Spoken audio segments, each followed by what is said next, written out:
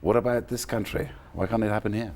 Well, you know, Chris, thanks for having me on the show. But I guess first off, that's one of the big things that South African cinema filmmakers are actually trying to interrogate, is that why is the model working in Nigeria and why can't we adopt some of the principles that they have there? And to be very honest with you, there's actually no reason why that kind of aggressive filmmaking style can't actually happen in South Africa. And one of the things that is actually happening in South Africa is that one of the highest selling home appliances is DVDs. And what we're seeing is that there's a huge amount of South Africans that are actually buying Nollywood content.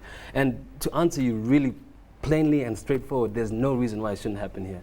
I mean, even the guy at the end, when he was talking about putting on the internet and iPads, I mean, I just think that is amazing entrepreneurial spirit. And that's really what we need more of here in South Africa. And I think if there are principles that we can really pick up from Nigeria, is that there needs to be more of an entrepreneurial spirit, more of a aggressive business sense for filmmaking, you know. A lot of criticism comes from Nollywood in terms of the artistic quality of the films.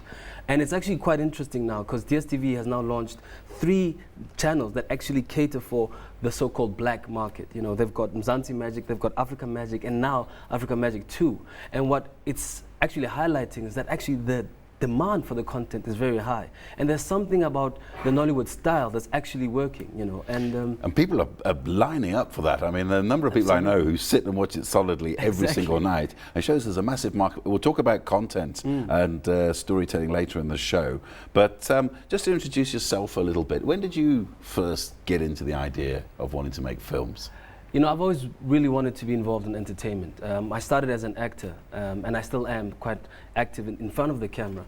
But it's always been my dream to really create, you know, pillars of really awesome African cinema. You know, it's just always been a dream of mine to, at some point, you know, hopefully soon in the future, to actually be releasing a film a year. You know, films that really speak to Africans and also portray the African story in fresh and exciting ways. But I've been running Coastal for the last 5 years or so, me and 3 other partners, and it's been a really interesting growth period because we literally moved from Wits and we're interested in doing the whole working for someone else, but our hunger for actually telling our own stories and also getting involved with distributors and marketers really pushed us to say, you know what, guys, let's go out there, let's start our own company.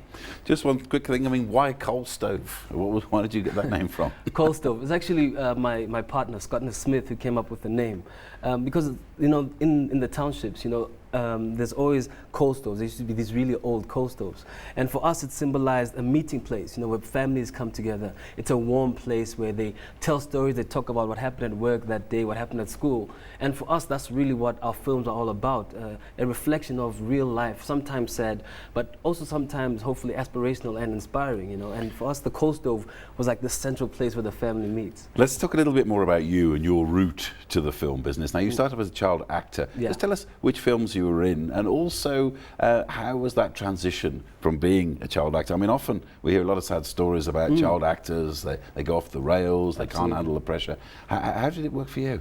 I think one of the main things that helped, especially with staying on the right track, was just the desire and the hunger that my father instilled with me to be successful, you know. And what happened really was that I started off in films like Cry the Beloved Country, Born Free. There's some features that I'm actually in now, A Million Colors, that's in Cannes at the moment. And the transition was quite difficult, you know, because I started off in front of the camera at quite a young age. And then I realized that actually in South Africa, you need to be a lot more aggressive about your own destiny. And I just decided that I would start writing scripts, and that's where it started. And to be very honest, my scripts weren't any good. So I then teamed up with these guys who all really added to my dream. And then slowly but surely, we started talking to networks, started talking to channels, and we started getting contracts. And that's really how I started pulling my career towards behind the camera. Come on then, when was your debut in the film business? Come on, tell us. Oh, this is going to be embarrassing. Hopefully no one will Google this. But it was probably Cry the Beloved Country. I was about maybe 9 years old, and I had a cameo there with James Earl Jones, just for me, just opened my eyes to the world of cinema, and I just had to be involved. And when was your debut in film production, when you grew up and you were old enough and big enough to do it yourself? Well, actually, it's now. Actually, we're actually in pre-production for a film called Tooth and Nails, which is going to be on Mzansi Magic.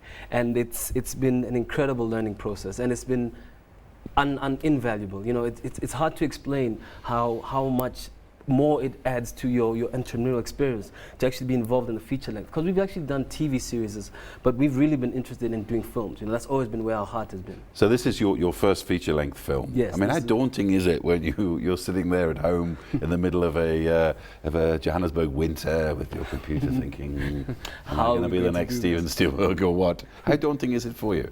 It is quite daunting, and I think, you know, a lot of the perceptions is what makes it daunting. It's really just the scope of cinema around the world. You know, you hear about films like Avatar or like Pirates of the Caribbean that's coming out soon, and you're talking about like 500, close to $600 million budgets, you know. But what I really love about this Nollywood insert that you've just shown is that it's really contextualizing for Africa. It's saying, look, this is what's happening in Hollywood.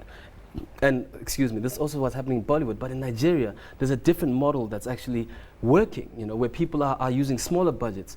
And sure, the turnaround times are stressful and whatever, but it's practical, and we have the crews in South Africa to be able to achieve it. Because that's one thing that always defeats me, is the fact that there's so much infrastructure here and skill in Southern Africa. And meanwhile, I mean, I've heard stories about Nollywood saying people have these mobile units that follow the crews, they edit, they put it out the back door of the unit as soon as the day's done, and it's incredible. And people buy it, people pay for it. And that's what's great about what Nollywood is actually teaching the rest of the continent, you know. And also, it's also important to note that there are other cinematic nodes across the continent. You have incredible film coming from Senegal, from Ghana, you know, countries that have huge cinema history. But what Nollywood is showing us is that there's a commercial viability that's really possible. And what's important is that filmmakers need to understand that distribution is key. And I think what I love about the Nollywood model is that it's saying cinema is an option, it's a great option, but it's not the only option. DVDs are an incredibly fast route to market, and I think that's been one of the key bottlenecks for South African filmmakers. Just the process that it takes to finally get a film on the big screen takes anything up to 2 years, whereas a Nollywood film can be made literally from point of first ink on a page to the DVD in about 4 or 5 weeks, which, I mean, that kind of efficiency is unbelievable, unbelievable. So Wandile, hold that thought there. We're going to talk a bit more about the nuts and bolts of the industry in the second half. Stay tuned and we'll carry on our discussion about what it takes to make it in the film industry. We'll see you straight after this.